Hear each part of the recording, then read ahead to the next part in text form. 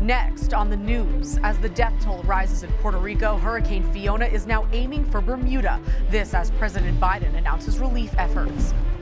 The First Lady of Poland thanks the Polish Catholic community in the Diocese of Brooklyn for their donations. Use about 4/3 of the bottle. And the video went viral on TikTok, but the FDA has a warning about cooking chicken in NyQuil. Plus, the young boy who taught himself how to be a musical genius. I'm Jessica Easthope. Currents News starts right now.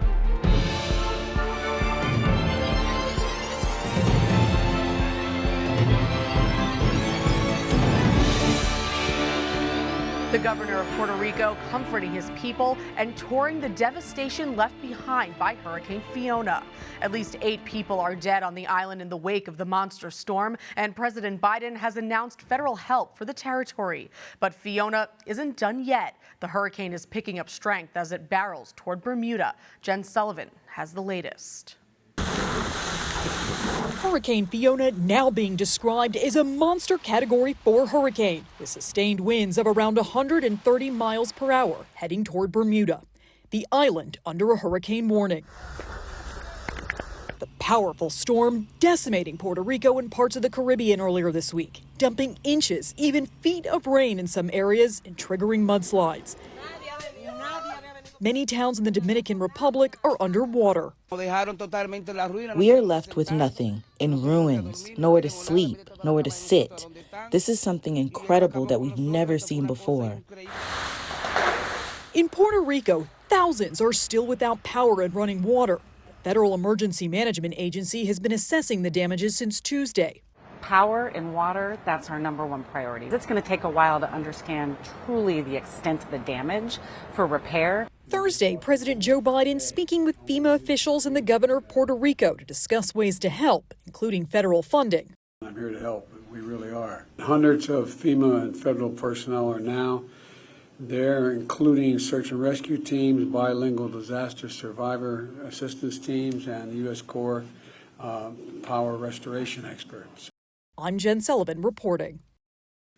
Meanwhile, Puerto Rico's archbishop is now concerned about the southern and western parts of the island. Since Hurricane Fiona knocked out power, Archbishop Roberto Nieves says he hasn't been able to call all of his priests, and some haven't been able to reach him. The shepherd of the Archdiocese of San Juan also said he expects Catholic schools in the most affected areas will be closed for weeks. Mexico was hit with a second earthquake in under a week. Early Thursday morning, a powerful 6.8 magnitude quake struck a western state of the country, causing at least 2 deaths, damaging buildings and setting off landslides. The earthquake also knocked out power in some areas, but service was soon restored. Luckily, no one was killed in the first earthquake that hit Mexico on Monday, but a total of 8 churches were damaged in the 7.6 magnitude quake. The damage ranged from cracks to partial collapses. The Diocese of Zamora urged the faithful to help the parishes to repair the churches. The Pope has fixed a big issue for Catholic couples who no longer want to be married in the eyes of the Church. The Holy Father has made the annulment process faster, and now the Pontifical University of the Holy Cross in Rome is teaching ministers and professionals of ecclesiastical forums about the change. Kelsey Gussie reports. In 2015, Pope Francis modified the Church's annulment process. He published 2 motu proprio in which he called for this process to be free of charge and last between 90 days and, at most, a year in the most complex cases. In a meeting at the Pontifical University of the Holy Cross in Rome, specialists in canon law further explore this issue by explaining that an annulment is not a Catholic divorce. Divorce means that a reality does exist and an act is performed by which it apparently ceases to exist. A marriage that existed ceases to exist. On the other hand, annulment is not that. An annulment is that such a marriage was never formed. Before 2015, for a marriage to be declared null and void, it needed to be judged twice. Now, with the latest changes, 1 trial is enough. Pope Francis also encouraged bishops to speed up the process for simpler cases and to strive to be closer to their parishioners. He also argued that the process should always be free of charge. On the one hand, the Pope wants to guarantee access. For example, that those faithful who have financial difficulties can still have access to it without major difficulties. But this also means that dioceses will have to find the funds to help them somehow. Sometimes the process could be lengthy. This definitely happened in the diocese, and it has made some faithful unwilling to go through the canonical processes because they don't want to deal with something so lengthy. The Pope's determination to speed up the process is not so that there will be more annulments. According to his motu proprio, Pope Francis wants the hearts of the faithful who await clarification of their own status to not be long oppressed by the darkness of doubt. His priority is not to reach that point, especially in the case of young people. On the one hand, the Pope wants to guarantee the faithful some resources offered by the Church, such as the possibility of requesting the annulment of one's marriage. The Pope's main interest is to help couples before this point. To be able to form young people earlier so that at the time of marriage they will want and see the beauty of forming a family and giving themselves completely to the other, which is what makes us happy. Earlier this year, Pope Francis met with the Tribunal of the Roman Rota. It is the Holy See's main court of appeal and is also responsible for determining whether a marriage can be annulled. Faced with such a delicate process, the Pope asked the tribunal to promote forgiveness and reconciliation between couples. La dichiarazione di nullità non va presentata come se fosse l'unico obiettivo da raggiungere di fronte a una crisi matrimoniale, o come se ciò costituisce un diritto a prescindere dai fatti. That was Kelsey Gussie reporting. While the amount of time to get an annulment varies by case, the longest process is usually finished in 9 to 18 months. Catholics with disabilities have hand-delivered a report to Pope Francis that they prepared for the Synod on synodality. The document was the synthesis of an online listening session held in May with 35 people with disabilities. They came from 20 countries across 5 continents. The report highlighted both the needs of people with disabilities and their contributions to the life of the Church. Pope Francis has a busy weekend ahead as he plans a trip to Assisi and Matera. Saturday's trip will be the 6th time the Holy Father has visited Assisi. He's going to the Italian hill town to join the Economy of Francesco event, an international conference aimed at young people engaging and practicing in a different type of economy. During his Sunday visit to Matera, the pontiff will participate in the 27th National Eucharistic Congress. He will meet migrants and refugees, give the homily during a mass, and deliver the Angelus address there. The First Lady of Poland giving thanks as she visited 2 Polish Catholic communities who helped in the war in Ukraine efforts. On Wednesday, First Lady Agata Kornhauser-Duda visited Our Lady of Czestochowa Church in Brooklyn to thank them for the school's donations and to celebrate the parish's 125th anniversary. She met with the parish's lay council as well as the school's principal and teachers. Poland's First Lady also met with a group of Polish schools at the Polish Consulate General Wednesday. Among them was St. Rose of Lima Catholic Academy in Far Rockaway, Queens. The school took part in a Ukraine Help campaign organized by the Center of Polish Educational Schools in America. And close to 6 dozen Diocese of Brooklyn schools are enhancing the learning experience of their students. The Catholic Telemedia Network, which serves the Diocese of Brooklyn's spiritual and educational needs, and Discovery Education are teaming up to send 68 schools their award-winning K-12 digital learning platform. The online resource connects educators to a vast collection of ready-to-use digital lessons, intuitive quiz and activity creation tools, and professional learning resources. Former President Donald Trump on the defensive after 2 probes focusing on him have taken major steps forward. A federal appeals court says the Justice Department can resume its review of classified documents seized from his Florida home. And New York Attorney General Letitia James is suing him for alleged fraud. Amy Kiley has the latest. I don't think this is prosecutable. That's former President Donald Trump talking about one of 2 probes that took major steps forward yesterday. A federal appeals court panel ruled the Justice Department can resume its criminal review of classified documents seized from his home. Its ruling echoes DOJ concerns about national security risks. The courts don't get involved in second-guessing that kind of information. As for this argument, if you're the president of the United States, you can declassify just by saying it's declassified, even by thinking about it. The appellate judges didn't buy it. Meanwhile, in New York, Donald Trump falsely inflated his net worth by billions of dollars. The state attorney general filed a civil suit against Trump and others. She alleges he fraudulently obtained loans by inflating the value of his assets on applications, among other schemes. We have a disclaimer right on the front. And it basically says, get your own people, you're at your own risk. Michael Cohen used to be Trump's attorney. He made allegations similar to those in the New York lawsuit while testifying before a House committee in 2019. What he would do is say, well, I'm worth $6 billion. The more I think about it, I'm worth 10. So figure out how to make the personal financial statement from the year before $10 billion. I'm Amy Kiley reporting.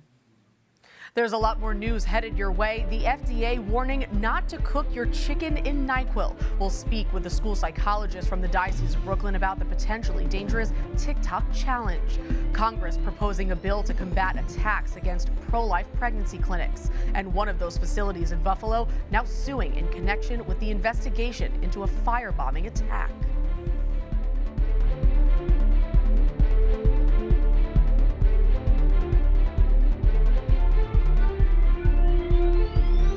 There are now some big changes to the tablet website. You can get personalized access to the Catholic news you value. Sign up for free at thetablet.org.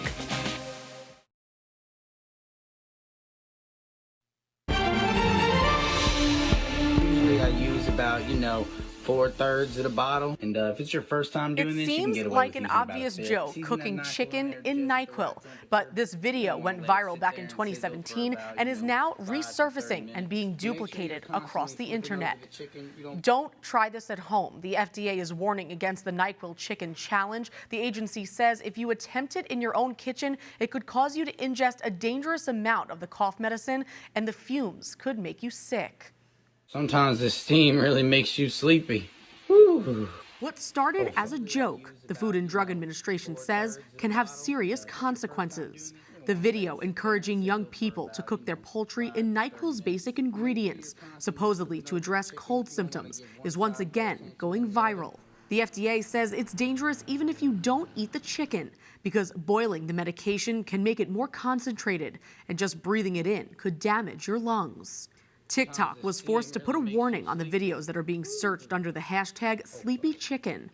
Procter & Gamble, the maker of NyQuil, even issued a statement saying the medicine should only be used as directed to relieve cold and flu symptoms. This dangerous internet trend is the latest on a list of others like it, including the Tide Pod Challenge, people filming themselves eating laundry detergent pods, and the Cinnamon Challenge, when people dared to eat a tablespoon of cinnamon without drinking any water. The hashtag renders thousands of posts online, one user even reposting someone recreating the trend with the allergy medicine Allegra. Here to talk with us more about the effects of the NyQuil Chicken Challenge and other dangerous trends like it is Christina Sama, the school psychologist at the Mary Lewis Academy in Jamaica Estates. Hi, Christina. Tell me, have you ever seen this challenge being done by students before? So personally, I haven't seen the challenge being done, but I do hear that it is happening around surrounding communities, and it is something that has completely gone viral. So we're seeing it all throughout the tri-state area. We've seen challenges before like this with the Tide Pod Challenge, people actually filming themselves eating pods of detergent. What do parents need to know about how these dangerous trends are targeting their kids? I think we're seeing more and more the misinformation that, TikTok is giving to our youth today.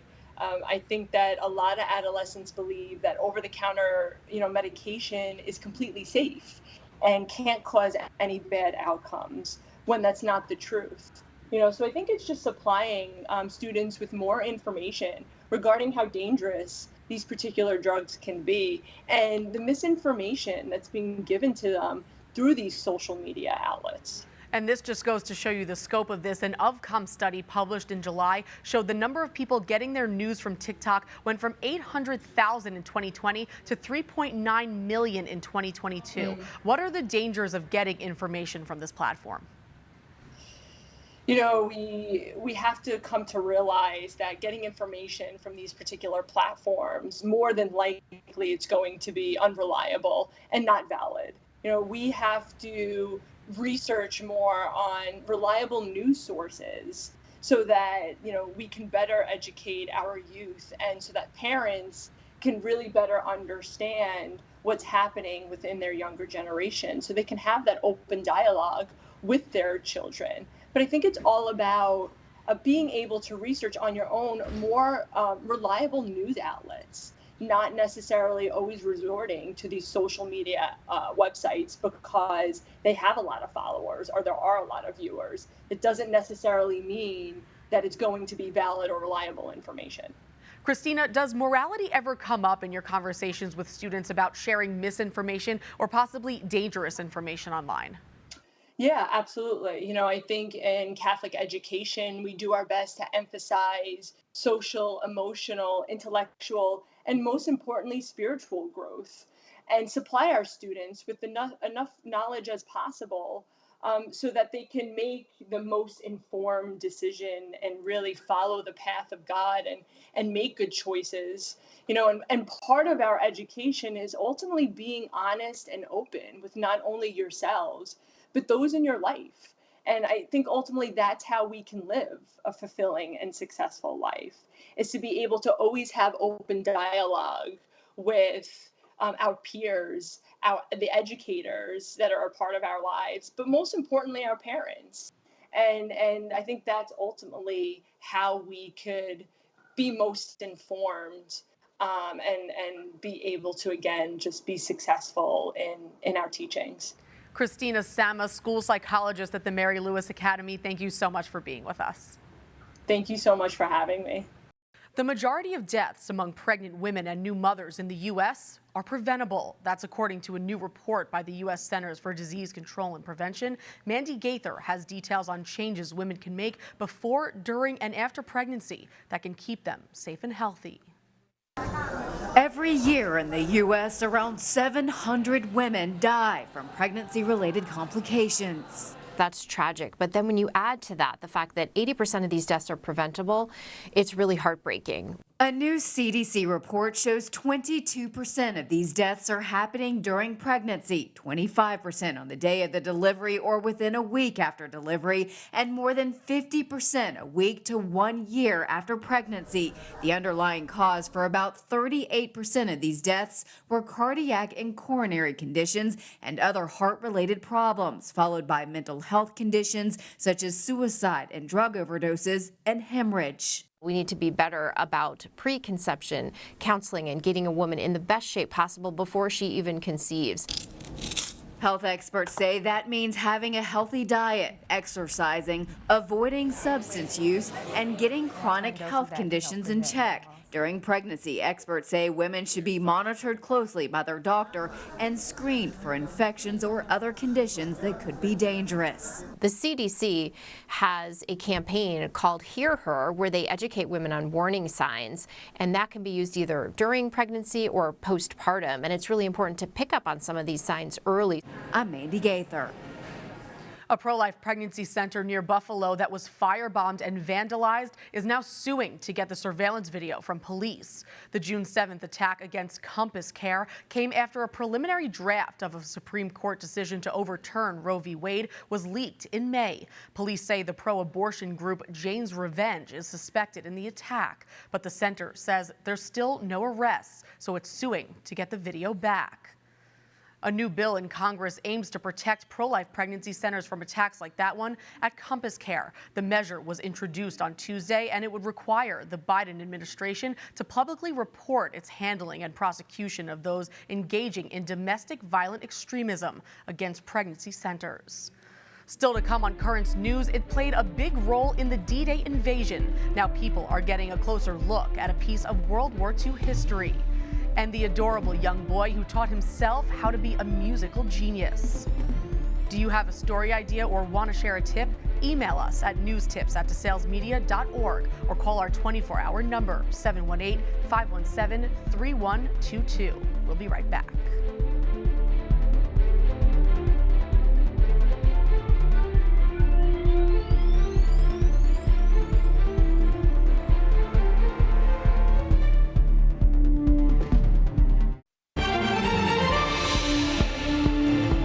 It's a piece of World War II history that's docked in West Virginia. The USS LT 325 is docked in Charleston through Sunday, and tours of the vessel opened on Wednesday. Bob Hargrove is one of 45 volunteers that keep the ship afloat. He says it played an important role in the D-Day invasion on the beaches of Normandy.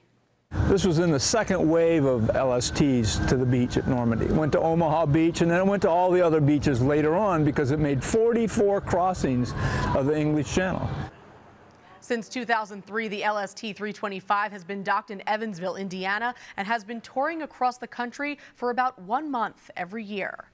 Finally, tonight, a young boy in Colorado has a special talent. He's a musical genius, but it was a hidden gift for the first 10 years of his life. Danny New has his story. It's really not often that a 10-year-old can give keyboard lessons to himself. One day I was here watching the news when I heard him play something on, there's a small keyboard down the basement. So I grabbed my phone and went down there and I'm like, Jude, play that again. This was in February of last year when Jude, who has autism, made his father realize that his youngest son could basically hear anything and then figure out how to play it immediately. The Lord is good. Especially for his father, who was a musician in his home country of Ghana before moving to America. I had that dream of being able to play for on a big stage, but I got here, I couldn't do that, so I'm like, okay, then I want the kids to do it. Yeah, so this is him. But Jude's unexpected virtuosity also felt like a blessing because of his health problems early in life. He looked tiny with all those machines going off. That must have been horrible. Yes. Jude was born with low oxygen levels and had to have heart surgery as a baby to repair a hole. He even needed a feeding tube in his stomach until he was 8. But Jude is a fighter and has thankfully mostly recovered now. As you can tell, it's kind of hard to break his spirit. Do you know you're doing that, or just all comes out? Maybe it just all comes out.